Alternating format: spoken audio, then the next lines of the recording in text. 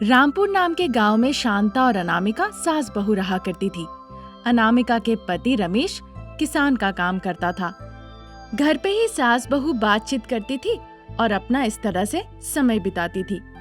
ऐसे ही उनके दिन निकल रहे थे। एक दिन सुबह सुबह शांता बाजार जाती है। उसके हाथ में सब्जी की टोकरी थी, दूसरे हाथ में कुछ कागज था। उन कागजों को लेकर शांता घर आती है। उसे देखकर अनामिका कहती है, सासू माँ, ये कौन सा पेपर है? अनामिका के सवाल पे सासू माँ जवाब देती है, ये कुछ नौकरी के कागज है, रास्ते में बट रहे थे, मुझे पढ़ना नहीं आता है, इसीलिए घर ले आई ताकि तुम पढ़ लो। ऐसा कहकर शांता अपनी बहू को वो कागज देती है। वो कागज पढ़ के अनामिका कहती है, अरे वाह, ये तो बहुत अच्छी नौकरी है सासू माँ। अगर ऐसी नौकरी मिल जाए तो खुशी खुशी हम गांव में आराम से जी सकते हैं। ये काम यहीं पे रह के हो सकता है? हमारे गांव में सचिवालय में एक कंप्यूटर ऑपरेटर की नौकरी है। अरे वाह, ये तो अच्छा काम है। फिर देर ना करके इस नौकरी के लिए आवेदन कर ही दो। शांता इस तरह कहती है, पर अनामिका अपना सर झुका लेती है। लेकिन इस नौकरी के लिए मैं आवेदन नहीं कर सकती हूँ, मैं उपयुक्त नहीं हूँ, अनामिका ने कहा। पर उसकी बातें शांता को कुछ समझ में नहीं आई। क्यों? तुमने तो अच्छे से पढ़ा, मैंने कागज दिया और तुम फटाफट पढ़ के सुनाई।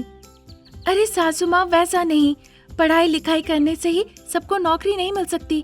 इस नौकरी को पाने के लिए 10th पास होना जरूरी है, अनामिका इस तरह कहती है। उसकी बातें सुन के शांता कहने लगती है, अरे ये क्या, सगाई के समय तुमने तो कहा था कि तुम 10th तक पढ़ी हो, अब ऐसा क्यों कह रही हो? पिताजी ने सही कहा था, मैं 10th तक पढ़ी हूँ, पर मैंने 10th का एग्जाम नहीं लिखा माँ। अरे क्यों नहीं परीक्षा दी? शांता के इस सवाल पे अनामिका जवाब देती है, जब मैं 10th में पढ़ती थी तो मेरे पिताजी ने कहा ईश्वर को दर्शन करने के लिए हमें तिरुपति जाना है। वहाँ जाके उन्होंने मेरा सर मुड़वा दिया। टकला सर लेके मैं स्कूल गई तो सभी लोग मुझे टकली टकली करके चिढ़ाने लगे। इस वजह से मैं स्कूल जाना ही छोड़ दी और मैंने एग्जाम भी नहीं लिखा। अनामिका ने जिस तरह से पूरी कहानी सुनाई, ये सुनकर शारदा आश्चर्य हो जाती है। ये टकला होने की कहानी बकवास है, तुम्हारे हाथ से एक अच्छा मौका निकल गया। तभी भी मैं सपनों में देखती थी कि एक दिन ऐसा जरूर आएगा, पर इस बीच में ऐसा हो गया तो मैं क्या करूं? ठीक है, अपनी पुरानी कहानी साइड में रखो, अभी भी देर नहीं हुई है, अगले महीने ही परीक्षा होने वाली है, पढ़ के पास हो जाओ। शांता इस तरह से उसे उपदेश देती है। ये सुनकर अनामिका कहती है, अरे बाप रे, अभी फिर से मैं पढ़ाई वढ़ाई नहीं कर सकती, ये सब नहीं होगा। ऐसे कैसे बोल सकती हो? हाथ में आई इतनी अच्छी नौकरी कोई छोड़ सकता है क्या? कैसे भी करके तुम परीक्षा लिखो और पास हो जाओ, शारदा कड़क होके कहती है। अनामिका भी सोचती है कि इस मौके को छोड़ना नहीं चाहिए और एक बार कोशिश करनी चाहिए। सासू माँ, ठीक है, मैं परीक्षा लिखूंगी, पर पढ़ के नहीं, चीटिंग करके। आपको उसमें मुझे मदद करनी होगी। हेल्प? वो मैं कैसे कर सकती हूँ? जब मैं एग्जाम लिखने जाऊंगी, आप मेरे खिड़की के नीचे आके मुझे चिट दीजिएगा, और हाँ, किसी को पता ना चले, और मैं उसे देखकर एग्जाम लिख लूंगी। अनामिका ऐसा कहती है। उसकी बातें सुन के सासू माँ आश्चर्य हो जाती है और कहने लगती है, हाय भगवान, ऐसा नहीं करूंगी। अगर मैं पुलिस के हाथों पकड़ी गई तो और कुछ बाकी नहीं रहेगा, तुम्हारे नंबर के लिए मैं पिटाई खाऊं। ऐसा ना कहिए सासू माँ, अगर आप सहायता करती है तो मैं पास होके नौकरी करने लगूंगी ना, और आधी तनख्वाह आपको भी दूंगी। अनामिका इस तरह ऑफर देती है।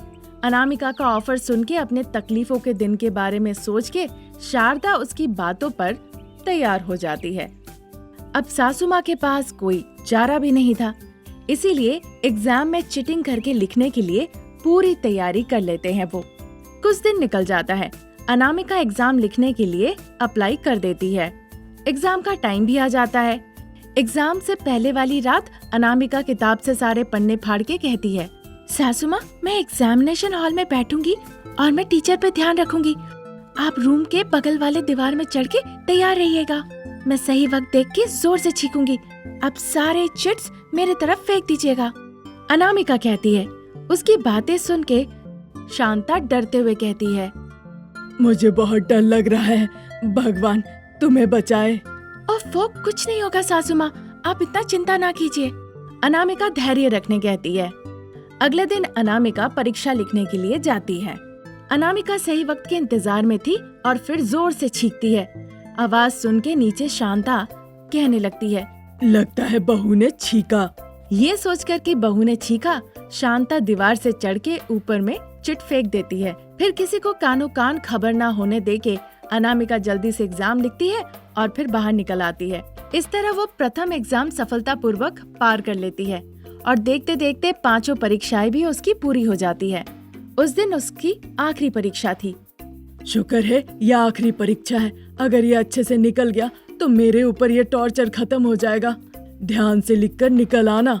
आपके फेंकने में ही जितनी देर है, मिलते ही लिखना शुरू करूंगी और जल्दी बाहर निकल आऊंगी।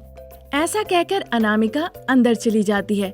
अनामिका छींकने के लिए मौका देख ही रही थी कि वहाँ की टीचर को जोर से छींक आ जाती है। शांता को लगा कि बहू ने छींका है। वो जल्दी से खिड़की से अपने बहू को सारे चिट्स देती है। जब तक वो दे ही रही थी, टीचर देख लेते हैं और फिर कहने लगते हैं, ऐ, कौन है जो चिट फेंक रहा है? Police, police! वो जोर से चिल्लाते हैं। ये सुनते ही सासू माँ डर जाती है और दीवार से कूदने के चक्कर में वो गिर जाती है। हे भगवान, मैं मर गई। परीक्षा के चक्कर में मेरी मौत ना हो जाए। ये कहकर वो जल्दी से वहाँ से भाग जाती है। शिक्षक अनामिका के पास आकर कहते हैं, ऐ, उठो और बाहर जाओ। मैं यहाँ हूँ तो नकल करना नामुमकिन है। सर, आखिरी परीक्षा है, छोड़ दीजिए। अगर तुम नहीं गई तो मैं पुलिस को बुला के अभी के अभी तुम्हें जेल में डाल दूंगा। उन्होंने इस तरह से डराया। पुलिस का नाम सुन के अनामिका भी काफी डर गई और रोते रोते वो घर चली गई। वहाँ घर जाने के बाद, सासू माँ, उन लोगों ने मुझे बाहर निकाल दिया। इस तरह से अनामिका दुखी होकर कहती है। उधर शारदा पीठ दर्द के चक्कर में कहरते हुए कहती है, हाय भगवान, इसीलिए कहते हैं चीटिंग करके कोई परीक्षा नहीं लिख सकता। भगवान की कृपा से कुछ नहीं हुआ, वरना मेरी कमर टूट जाती। कोई बात नहीं, अगर नौकरी नहीं है तो हम खेत में ही काम कर लेंगे। शांता कहती है और अगले ही दिन से सास बहू खेत के काम में लग जाती है। तुमकुंडा गांव में शारदा और अनामिका नाम की धनी सास बहू रहा करती थी। उनके पति प्रसाद और रमेश घर पर ही ऑनलाइन कारोबार किया करते थे। सास बहू के पास एक बड़ा बंगला, कार, 10 एकड़ जमीन और 2 नौकर भी थे। हर दिन की तरह उस दिन भी सास बहू के घर के सामने 2-3 औरतें आई। फिर सास बहू कूलिंग चश्मा पहन के बाहर आती है। तीनों स्त्रियां खड़ी हो गई और उन्हें प्रणाम की। ये देखकर शारदा कहती है, बहू, आज सिर्फ 3 महिला, ऐसा क्यों? मैं जब तक सोकर उठी सारे गांव वाले काम पे चले गए सासू माँ, इसीलिए मुझे ज्यादा लोग नहीं मिले। बस यही 3 मिले। इनमें से एक की मुर्गी मर गई है, दूसरे का बिछावन टूट गया है और आखिरी की बेटी को मैंने पीछे से धक्का मार दिया, इसीलिए वो अभी अस्पताल में है पर जिंदा है। इन्हें पैसे देके वापस भेज दीजिए। ठीक है बहू, अब तुमने कहा है तो मैं इन्हें ना दे के रह सकती हूँ क्या? आने बोलो। ठीक है सासू माँ। फिर तीनों महिलाओं को बुलाया जाता है। वो तीनों महिलाएं शारदा और अनामिका के पास जाती है। मुर्गी मर गई है, लो 1000 रुपए, बिछावन के लिए 2000 और बेटी अस्पताल में है 10,000। ऐसा कहकर शारदा उन्हें पैसे देकर वहाँ से भेज देती है। वो तीनों महिलाएं पैसे लेकर खुशी खुशी वहाँ से चली जाती है। उसके बाद अमीर सास और बहू दोनों ही अपनी कार लेके मिट्टी के रास्ते से अपने जमीन को देखने जाती है। उसी मिट्टी के रास्ते से बैलगाड़ी में चावल के बोरे लदाकर श्रीनिवास नाम का एक किसान गांव से आ रहा था। वो एक दूसरे के आमने सामने आ गए। अनामिका गाड़ी से उतर के कहती है, अरे ओ मजदूर इंसान, मैं और मेरी सासू माँ जमीन देखने जा रहे हैं गाड़ी से, आप अपनी बैलगाड़ी पीछे कर लीजिए। मालकिन, मैं फसल लेके बाजार जा रहा हूँ, ये बैल पीछे नहीं जाएंगे। आप थोड़ा समझिए और गाड़ी को पीछे कर लीजिए। आप लोगों का दिल बहुत बड़ा है दीदी। अनामिका, तुम बैठो, वही पीछे लौटेगा। अनामिका आके बैठ जाती है। सासू माँ शारदा मोटर गाड़ी का एक बार हॉर्न बजाती है। बस, बैल डर जाते हैं और गाड़ी की रस्सी तोड़कर भागने लगते हैं। सारे अनाज जमीन पे बिखर जाते हैं। ये देखकर सास बहू हंसने लगती है, पर श्रीनिवास को बड़ा गुस्सा आता है। वो डांटने लगता है और कहता है कि इज्जत पैसों से नहीं बल्कि परिश्रम करके कमाया जाता है, ऐसा चिल्ला के कह देता है। सास बहू को उसकी बातें दिल पे लग जाती है और वो श्रीनिवास को बहुत पीटती है।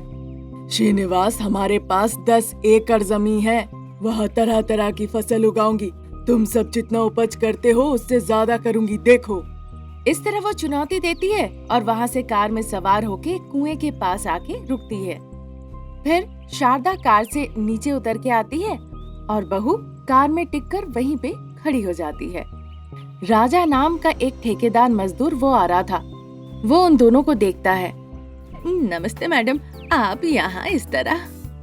हमारे यहाँ 10 एकड़ की खेती को तैयार करो, सारे घास फूस निकालो, ट्रैक्टर की मदद से जोतो। हर एकड़ में हम अलग अलग खेती करेंगे। हमारे फसल इतने उगने चाहिए ताकि जितने भी लोग फसल उगाते हैं उससे दुगना हो। मालकिन, उसके लिए तो पैसे लगेंगे। पैसों को लेकर तुम मत सोचो। ऐसा कहकर वो अपने जमीन को देखने जाती है।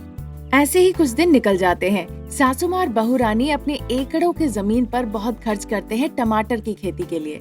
दूसरे एकड़ में नींबू लगाते हैं और अगले में केले का पेड़। लगभग वो सारे फसलों की खेती कर रहे थे। उन्हें लगा था सभी खेती से उन्हें अच्छे फसल मिलेंगे, पर उन्हें फसल अच्छा नहीं मिला। उनका बहुत नुकसान हो गया। जितने भी पैसे लगाए थे सारे के सारे नुकसान में चले गए। उधर बाप बेटे ऑनलाइन कारोबार में भी जो निवेश किया था वहाँ भी उनके साथ धोखाधड़ी हो गई। सब कुछ गवा के वो मिट्टी के घर में जाके रहने लगे। इस वजह से सास बहू और प्रसाद और रमेश सब बहुत दुखी थे। सासू माँ, ये क्या हो गया? हमारी कैसी परिस्थिति हो गई? मैं भी कुछ समझ नहीं पा रही हूँ बहू। अब बस 1 एकड़ जमीन बची है, उसमें खेती करने से भी मुझे बहुत डर लग रहा है। समझ नहीं आ रहा है कि अब हम जिंदा कैसे रहेंगे। जब पैसे थे सास बहू के पास तब दान दक्षिणा करके खत्म कर दिए। अब खाने के लाले पड़े हैं। सिर्फ हम ही नहीं, आपने भी लालच किया और ऐसे जगह निवेश किया कि धोखा ही खा गए। किसी की गलती नहीं, सब किस्मत का खेल है। अब हमें कमाना होगा कैसे भी। तभी किसान श्रीनिवास खाना ले आके देता है। वो सब पेट भर के खाते हैं। उस 1 एकड़ जमीन के लिए वो श्रीनिवास से सलाह लेते हैं और उसमें तरबूज की खेती करते हैं। कुछ दिन निकल जाते हैं। फसल काटने का समय आ जाता है। एक दिन सास बहू अपने खेत जाते हैं फसल काटने के लिए। वहाँ तरबूज बड़े बड़े मोटे मोटे थे। ये देखकर वो दोनों बड़े आश्चर्य होते हैं। पहले वो डर जाते हैं, फिर बाद में वो दुखी होते हैं। अब इतने बड़े तरबूज कौन खरीदेगा? इनके साथ अब हम क्या करेंगे, कैसे बेचेंगे? बेचारी सास बहू इस बारे में सोचने लगती है। फिर अचानक से उनके दिमाग में एक तरकीब आती है कि बड़े बड़े तरबूजों में वो नल लगा देंगे और उन्हें गांव में चौराहों पर रख के जगह जगह पर वो तरबूज जूस बेचेंगे। इस विषय पर वो घर पे भी चर्चा करते हैं। सास बहू की इस परिकल्पना को सुनकर बाप और बेटा भी खुश होता है। उसके बाद एक एक इंसान नल लगा के तरबूज लेके एक एक जगह पे खड़े हो जाते हैं। बस स्टैंड के पास शारदा नल लगा हुआ तरबूज लेके कहती है, आइए बाबू आइए, ताजा ताजा तरबूज का जूस पी कर जाइए, एकदम असली है। आइए बाबू आइए। इस तरह वो बेचने लगी। 4 लोग अलग अलग जगह खड़े होके नल लगा के तरबूज जूस बेचने लगे। इस तरह से चारों कड़ी मेहनत करके तरबूज का जूस बेचते हैं। फिर एक एक पैसा जमा करके वो एक घर खरीदते हैं, एक छोटी गाड़ी लेते हैं, जो जो जरूरत के सामान है वो सब लेते हैं और एक साधारण अच्छी जिंदगी जीते हैं।